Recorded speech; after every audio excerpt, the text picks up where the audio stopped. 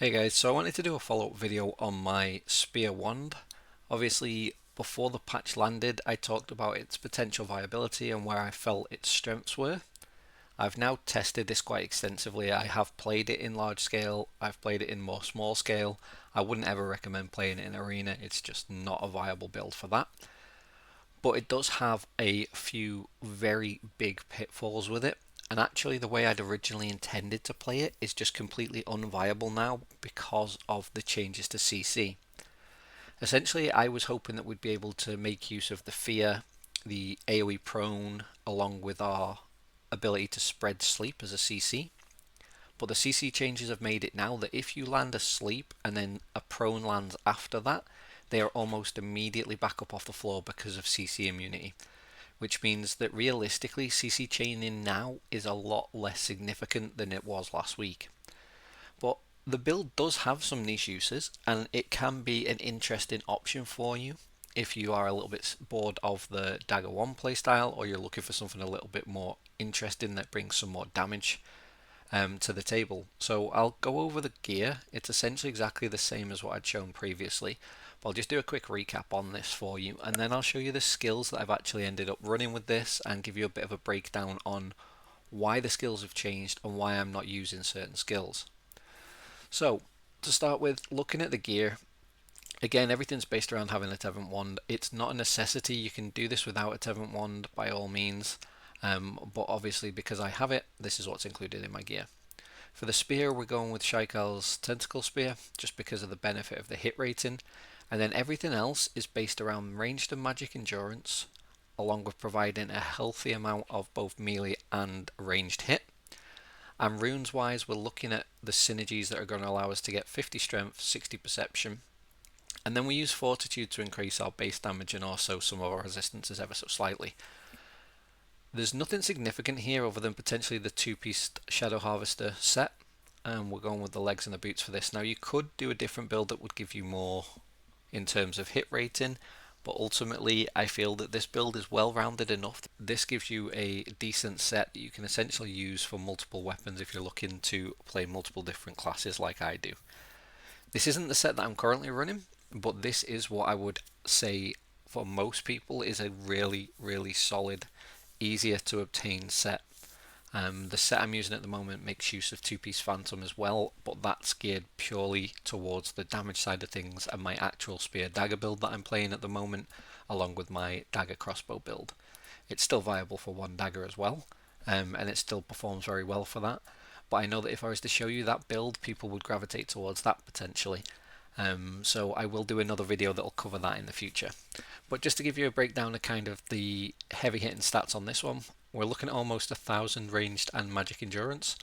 Melee is still going to be a nightmare for us, but there's nothing we can really do to combat that other than what we're already doing, which is collision resistance. And we're sitting at 684 collision resistance. This is huge. Now, if you get hit by a single tornado, you will be CC immune. This will make it so that you can't be, or that you have a higher chance of resisting the Ascending Slash from Greatswords, and obviously other collisions that we've already talked about previously.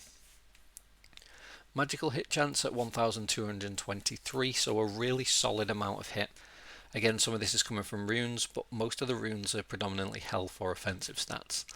A really good health pool, providing that you've got level 60 blue runes, and you've also got, I think, some chaos runes thrown in there as well, so it's not really obtainable early on, but as you can see, the health pool here is significant. So I'll just show you this quick clip. This is how I intended to play the build. The idea was to jump in onto somebody, get the fear, look to set up the sleep spread, and then off the sleep the idea was to use collision to ground the targets. But let's look at the skills I'm now using for this build and I'll explain why. This is the build that I ended up gravitating towards. Now there's obviously the normal things in here in terms of sleep bombing. We've got our own self buff with Enchanting Time, we've got the main source of damage from us which is our curses, we've got Karmic, we've got Sleep, Heal and Blessed Barrier for survivability, and obviously Curse Explosion. But what I added from Spear is not necessarily what you would have expected. So obviously we're picking up Unyielding Sentinel, but we're picking this up with the ability to use it with allies around us to get that instant pop of heavy attack chance. We're not relying on timing things with the jump into the fight anymore and being surrounded by people. Instead, the idea is that we set up the sleep from the outside and we do our normal curse explosion and bomb people. What Spear is actually being used for is follow-up damage. So the idea is that we get close enough to get the sleep bomb off, and then the rest of our damage comes from the Inferno specialization and being able to pump damage with the Vicious Fury and Cyclonic Fury. What this is going to do is give us a lot of front-loaded AoE. So Cyclonic Fury is going to stack up the Ember buff that we need to be able to use Javelin Surge and throw javelins. And this is going to chain obviously off multiple people and cause AoE damage as well. And then we've got Vicious Fury, which is going to be a frontal cone with Explosive Fury. So the idea is that we get the bomb off, then we move forwards to the closest possible target. It doesn't matter what that target is, all we're looking to do is spam all 5 Cyclonic Furies into the target, and then look to back out again with Javelin Surge, being able to throw that at the same time as putting up Touch of Despairs on people, and just back out the fight waiting until we can sleep again. So I didn't want to really drag this video on. It's not a build that I'm going to be playing in the long run. I'm going to give you an update on what my plans are for the rest of Tier 1, but just to explain some of the issues with this build and why I don't feel that it is going to be as viable as it seemed on paper. First and foremost, we're going to have huge mana problems with this build. Yes, we could technically run full of corruption, however this relies heavily on getting kills where they die with your weaken effect on them. And it's not a great PvP skill, but ultimately it could be manageable. However, we always had issues with Dagger, and that was with a more reliable mana passive that procs even off assists from other people. This requires people to be dead that have our curses on. So all it takes is for us to miss Karmic Haze and we lose our mana regen as well, because our curses aren't spreading in the same way. Second big thing with this is I'd originally planned on running the Death from Above. Now, until this is changed by NCSoft, Death from Above is a terrible skill.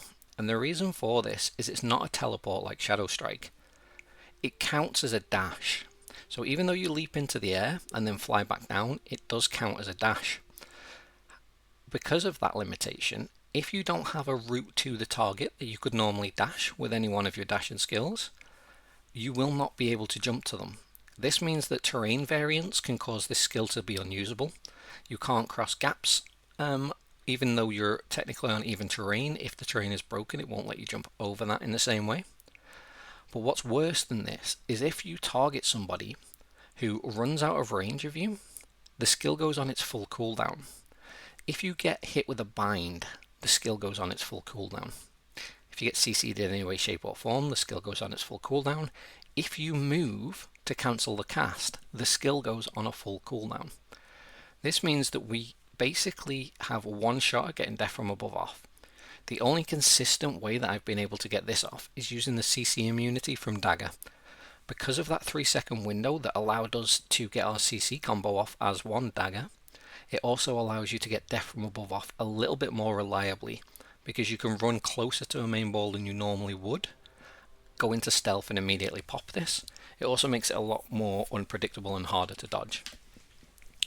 The other thing that I'd intended on using was Tempest Strike. And the idea behind this was that you could land the Fear or land the Sleep into Tempest Strike. However, with the way that CC changes are at the moment, if you sleep into Tempest Strike, you give them full CC immunity.